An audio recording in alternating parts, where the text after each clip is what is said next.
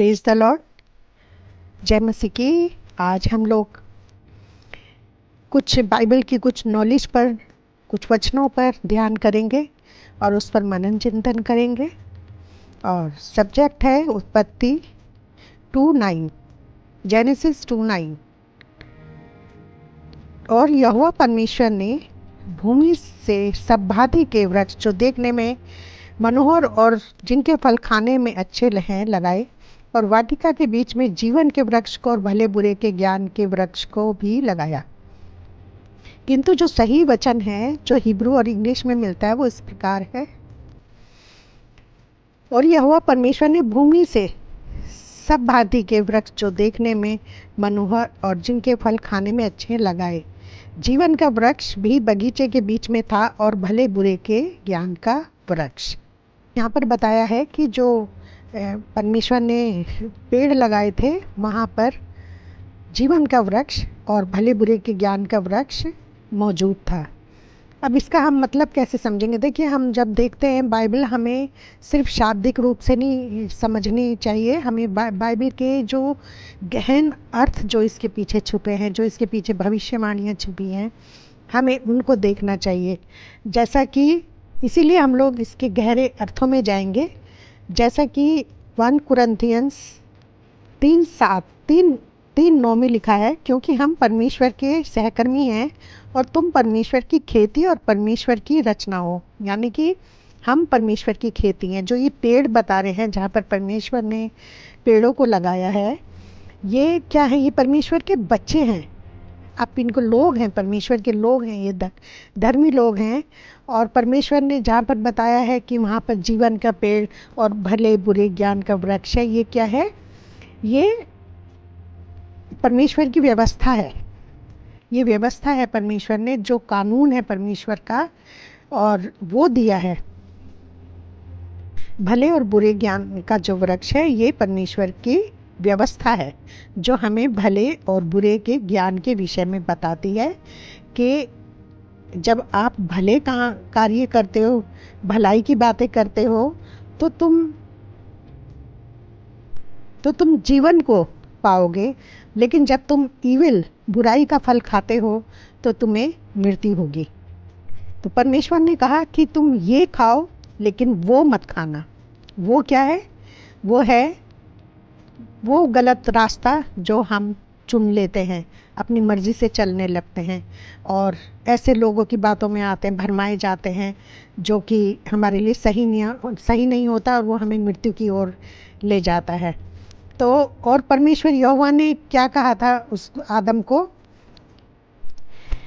क्या कहा था कि तू वाटिका के किसी भी वृक्ष का फल खा सकता है, पर भले और बुरे के ज्ञान का वृक्ष जो है उसका फल कभी ना खाना, क्योंकि जिस दिन तू उसका फल खाएगा उसी दिन अवश्य मर जाएगा। यानी कि उसको क्या था? उसको सिर्फ भलाई के बारे में पता था, उसे बुराई के बारे में नहीं पता था। लेकिन परमेश्वर उसे वो रास्ता दिखाता है, वो बताता है कि तुम इस वाले फल को मत खाना। वो जो है वो उसको जानवर खाते हैं, उसे पशु खाते हैं उस फल को, वो तुम्हारे लिए योग्य नहीं है। तुम ये वाले फल खाना।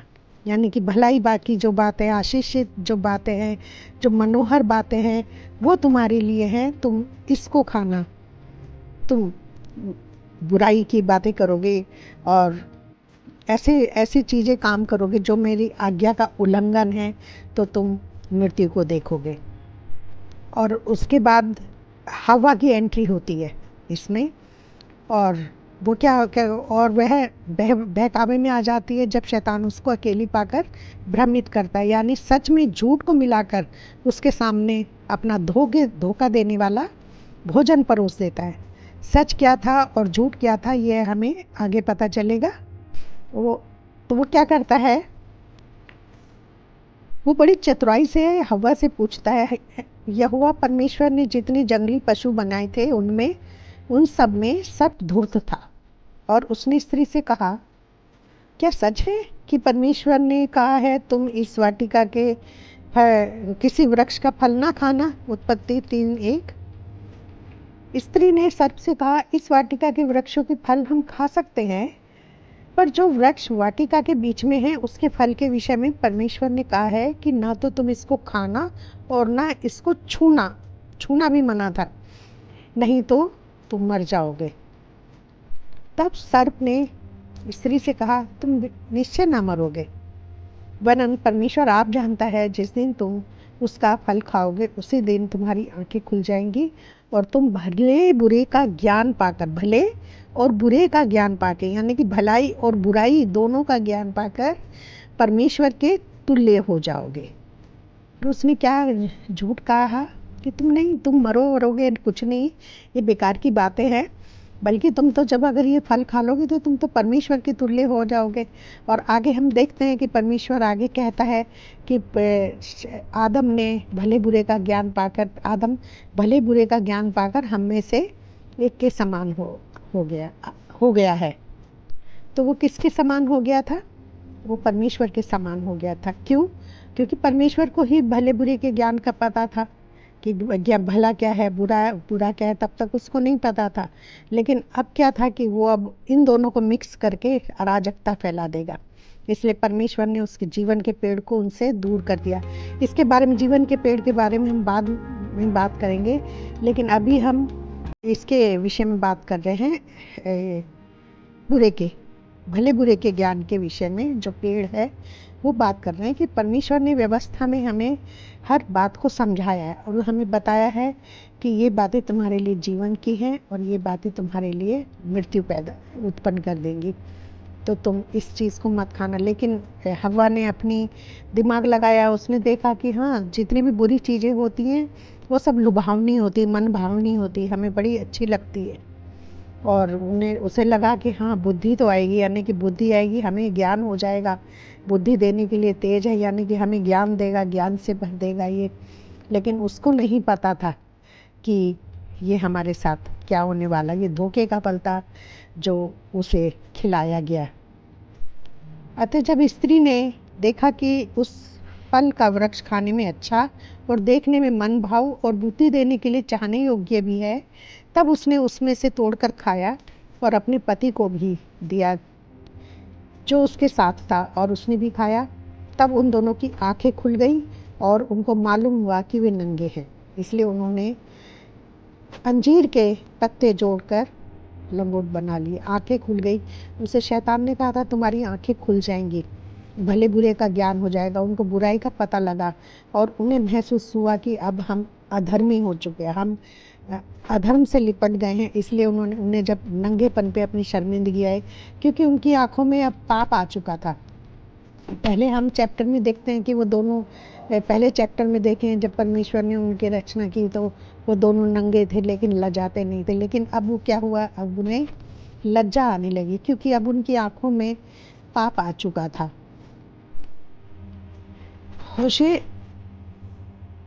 होशे 6:6-7 में परमेश्वर उसमें एक वचन लिखा हुआ है, क्योंकि मैं बलिदान से नहीं स्थिर प्रेम ही से प्रसन्न होता हूँ और होम बलियों से अधिक यह चाहता हूँ कि लोग परमेश्वर का ज्ञान रखें। परमेश्वर का ज्ञान रखें मतलब उन्हें पता हो कि हमारे लिए क्या मार्ग अच्छा है और क्या सही है, क्या गलत है। परमेश्वर चाहता है ये चीज़। लेकिन क्या हुआ, परंतु उन लोगों ने आदम के समान वाचा को तोड़ दिया। उन्होंने वहाँ मुझसे विश्वासघात किया, यानी कि आदम ने परमेश्वर के साथ वाचा बांधी थी। कौन सी वाचा थी? क्योंकि परमेश्वर ने उससे क्या कहा था, परमेश्वर ने उसको अपनी व्यवस्था दी थी। उसको पता था, हम आगे देखेंगे इस बारे में कि उसको क्या मालूम था इस बारे में कि व्यवस्था क्या है, भला बुरा क्या है। परमेश्वर ने उसको समझा दिया था कि देख, ये रास्ता बुराई का है, ये रास्ता गलत की तरफ जा रहा है, ये अच्छा है, ये फल अच्छा है और ये वो वाला बुरा है, उसको मत खाना। ये रास्ता अच्छा है, वो वाला रास्ता बुरा है, उस पर मत जाना। क्योंकि परमेश्वर चाहता है कि मनुष्य को सिर्फ जीवन का ही रास्ता पता हो, बुराई का मार्ग बिल्कुल ना पता हो। एक जगह अय्यूब 31-33 में भी कहता है कि यदि मैंने आदम के समान अपना अपराध छिपाकर अपने अधर्म को ढांप लिया हो। अय्यूब बोल रहा है कि यानी कि आदम ने अपने अधर्म को छिपा लिया था, वो पेड़ों के पीछे छुप गया था और अपने आप को। वो चाहता तो परमेश्वर से सामने आके, उसको गिल्टी थी तो माफ़ी मांग सकता था, और अगर वो माफ़ी मांग लेता तो शायद उसका अपराध माफ़ हो जाते। और आज हम इतनी, आज शायद दुनिया का रंग ढंग सब कुछ अलग ही होता, ये सब होता ही नहीं। उसे उसी समय माफ़ी मिल जाती, और वो भूल चुका होता शायद कि उसने बुराई की है। लेकिन क्या था कि क्या उसको पता था, ज्ञान का पता था, परमेश्वर ने जो उससे वाचा बांधी थी क्या थी वो। तो हम उसको पढ़ेंगे उत्पत्ति 2:7 में कि तब यहोवा परमेश्वर ने आदम को भूमि की मिट्टी से रचा और उसके नथनों में जीवन का श्वास फूंक दिया, और आदम जीवित प्राणी बन गया। तो श्वास का मतलब क्या है? श्वास फूंका गया, इसके बारे में लिखा है अय्यूब 33:3-4 में, मेरी बातें मेरी मन की सिधाई प्रकट करेंगी, जो ज्ञान मैं रखता हूँ उसे खराई के साथ कहूँगा। जो ज्ञान मैं रखता हूँ उसे खराई के साथ कहूँगा। मुझे परमेश्वर की आत्मा ने बनाया। तो उसको क्या बनाया था परमेश्वर ने? आदम को किसने बनाया था? परमेश्वर की आत्मा ने बनाया था। और सर्वशक्तिमान की सांस से मुझे जीवन मिलता है। यहाँ पर सांस जब परमेश्वर ने फूंक दी तो क्या हुआ? वो जीवित प्राणी बन गया। तो यहाँ पे क्या लिखा है? परमेश्वर की, सर्वशक्तिमान की सांस से मुझे जीवन मिलता है। और अय्यूब 34:14-15 में लिखा, 34:14-15 में, कि यदि वह मनुष्य से अपना मन हटाए, सॉरी 32:8 पढ़ेंगे पहले। परंतु मनुष्य में आत्मा तो है ही, सर्वशक्तिमान की दी हुई सांस जो हमें समझने की शक्ति देता है। यहाँ पर क्या लिखा हुआ है कि परमेश्वर की जो सांस है वो उन्हें समझने की शक्ति देता है, नॉलेज देता है, ज्ञान देता है। तो परमेश्वर ने जो उसको उसमें सांस फूकी थी, अपनी आत्मा डाली थी उसमें परमेश्वर ने, कि वो समझ रखे, परमेश्वर के मार्ग को जाने। उसको ज्ञान था परमेश्वर की बात उसके लिए कि मुझे किस मार्ग पे जाना है, किसने। लेकिन वो उसने शरीर की सुनी। उसने किसकी? शरीर की, क्योंकि हवा उसका शरीर था। जो शरीर की सुनता है उसकी मृत्यु निश्चिंत है, बाइबल हमें बताती है। तो उसने हवा की बात सुनी और परमेश्वर के, उसने शैतान के लिए अपने दरवाज़ों को खोल दिया और उनको मृत्यु ने निगल लिया। और अय्यूब 34:14-15 अब ये वाला वचन है कि यदि वह मनुष्य से अपना मन हटाए और अपने आत्मा और श्वास अपने में ही समेट ले, यानी कि जो उसने दिया है वो वापस खींच ले, तो सब देहदारी एक साथ नाश हो जाएंगे और मनुष्य फिर मिट्टी में मिल जाएगा। यस, मनुष्य फिर मिट्टी में मिल जाएगा। और यही आदम के साथ हुआ था, जब परमेश्वर ने कहा था, उसको आदम से निकाल दिया था और उसको कहा था कि तू जिस भूमि से निकला है, जिस मिट्टी से तू निकला, उसी में जा और उसमें परिश्रम कर, और तू मिट्टी से निकला और तू मिट्टी में मिल जाएगा। बशर्ते कि परमेश्वर ने बाद में दया करके यीशु मसीह को भेजा और हमें जीवन मिला।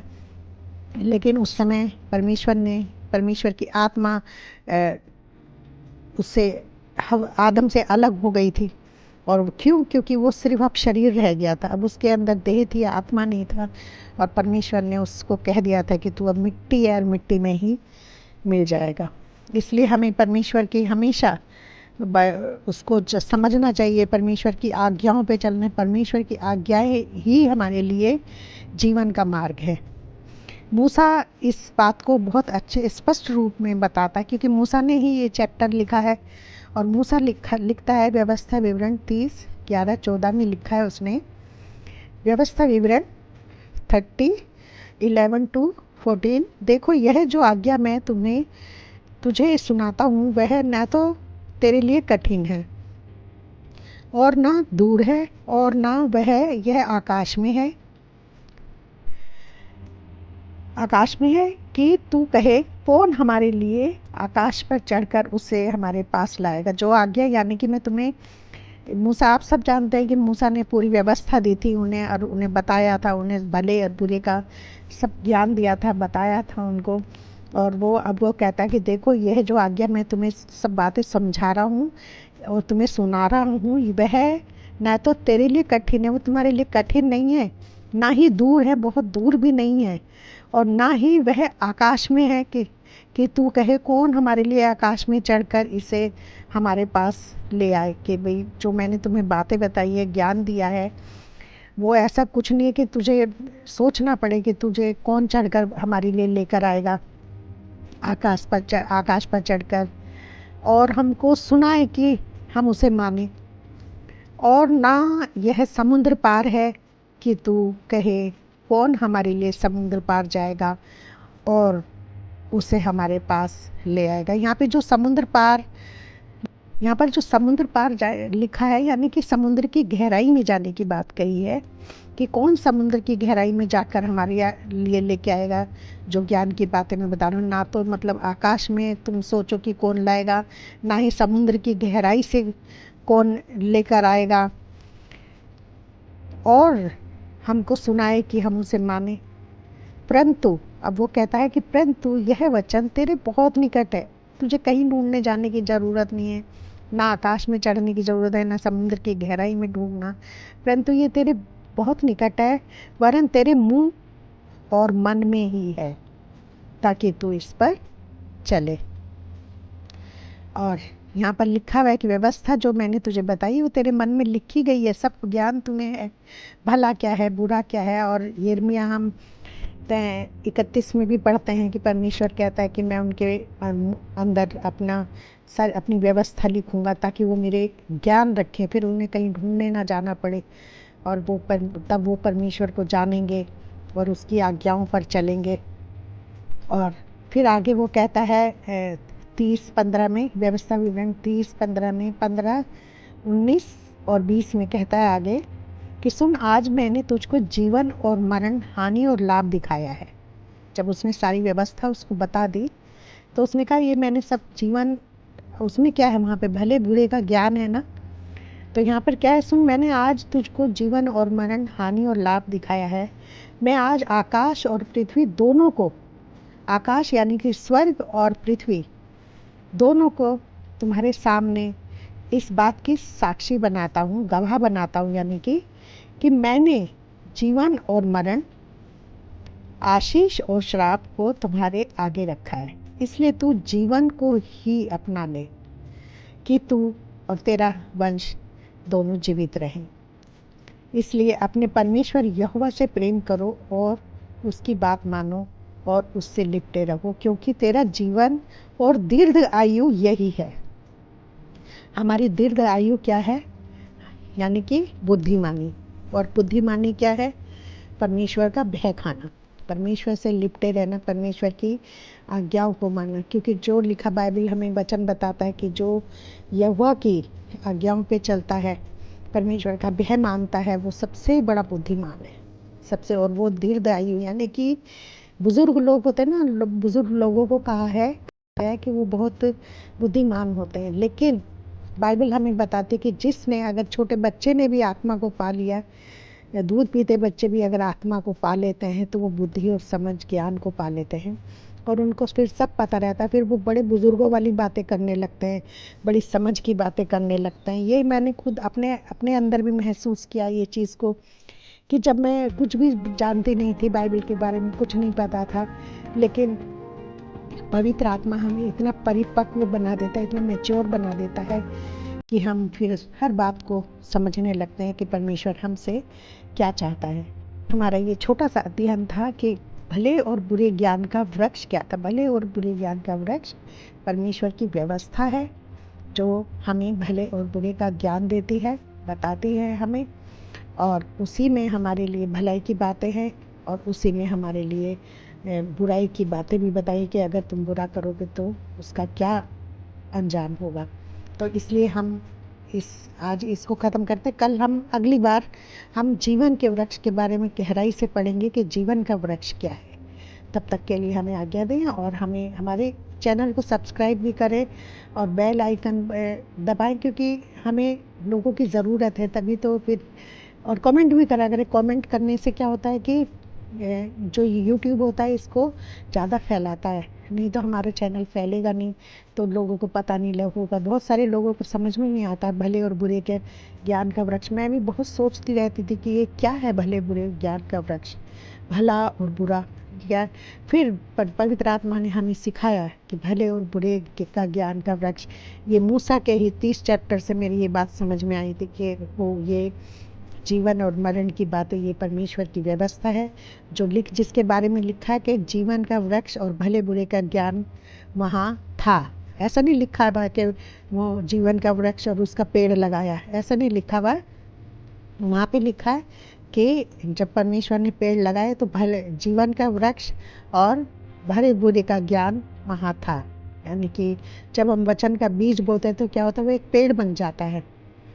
तो इसके बारे में, जीवन के वृक्ष के बारे में हम बहुत इंटरेस्टिंग है, बहुत मज़ा आएगा आपको सुन के। उसके बारे में हम अगली बार में बात करेंगे। तब तक के लिए जय मसीह की।